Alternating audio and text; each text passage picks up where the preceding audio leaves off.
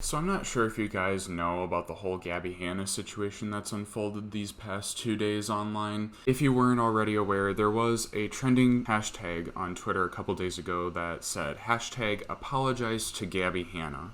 Now, I personally haven't really followed Gabbie Hanna's presence online that much. I watched a couple of her story times back when I was in middle school, but when I found out the reasons behind why this hashtag was trending, I kind of felt a little sick to my stomach, and I kind of wanted to talk about it with you guys today. Now, before I get into the meat and potatoes of this situation, I'd like to ask you guys to like and share the video. Because of the title that I'm planning on putting on this video, I know a lot of T channels are going to just come in here and either dislike bomb or leave a lot of nasty comments calling me all sorts of ists and istophobe names, so any support on this video would be much appreciated. Now that little introduction is out of the way, what's going on, my bros, hoes, and amigos? Welcome back to the channel. In case you didn't get the gist of the video, today we're going to be talking about Gabbie Hanna and the constant harassment and bullying that she's faced at the behest of T channels and the T community as a whole. Now, I personally have a strong dislike for T channels. I find them to be extremely disingenuous and, as they say,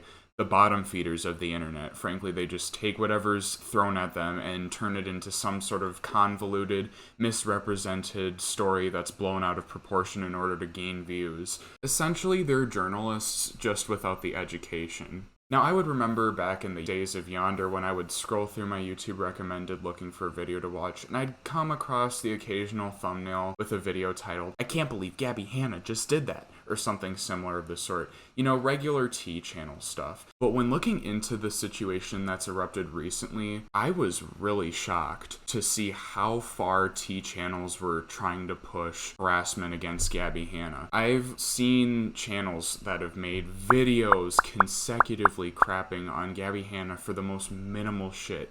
One of the most perfect examples is apparently back a couple months ago, Gabbie Hanna accidentally referred to somebody by the wrong pronouns. I think it was Trisha Paytas or whatever on Twitter. And people lost it, which is very hypocritical considering Ethan Klein made the same mistake and people didn't say anything about that. So the double standard there was a little strange. But for just a small mistake, people were trying to use that as a reason for her to be deplatformed. And that's just one of many insane instances of the T community going full aggro on Gabbie Hanna. Another extremely ridiculous incident of this involved Gabbie Hanna commenting on Bianca Devins' outfit. Now, just for some background context, Bianca Devins was a TikToker who was brutally murdered by someone who she considered a friend, and there was an article that Gabbie Hanna was looking through when she was doing a video looking at outfits to wear. This article happened to include a couple paragraphs about Bianca Devins, who at the time was already deceased. And all Gabbie said was,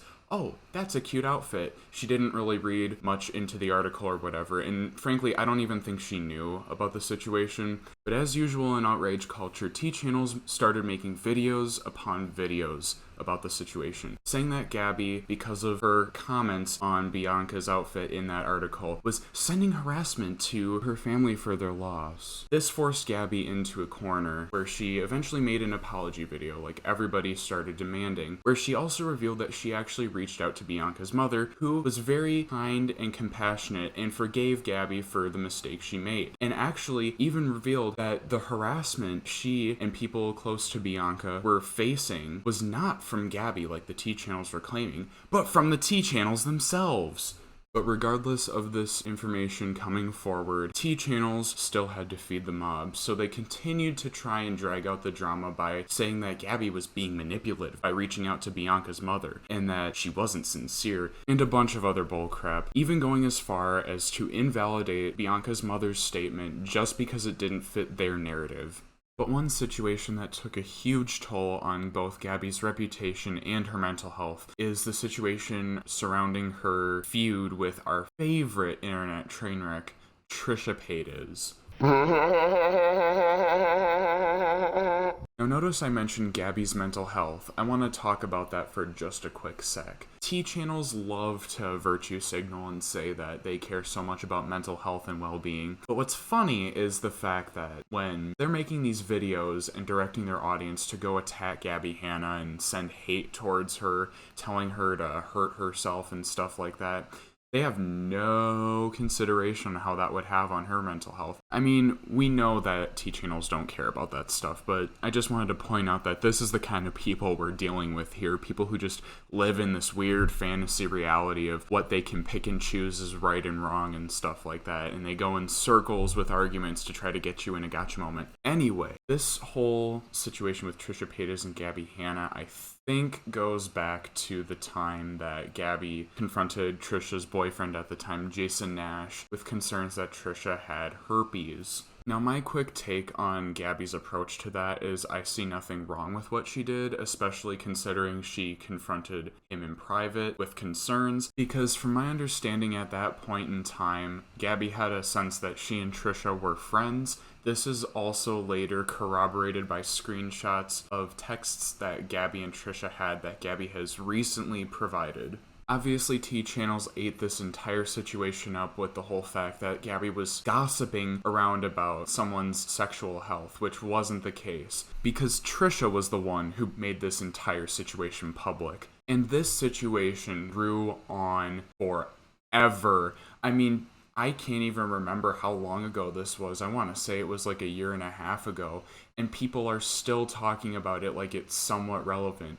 Because in all honesty, whether you believe it was okay for Gabbie to do that or not, that's left up to your opinion. But to make an entire year and a half long situation out of it is completely bullshit. And the amount of harassment that Gabbie got for this was just unreal and quite unnecessary. What makes this situation even funnier in the most pathetic way possible is a year ago, Trisha Paytas appeared on Logan Paul's Impulsive podcast and admits to having an STD. Not only that, but makes jokes about how she infected people when she was an escort.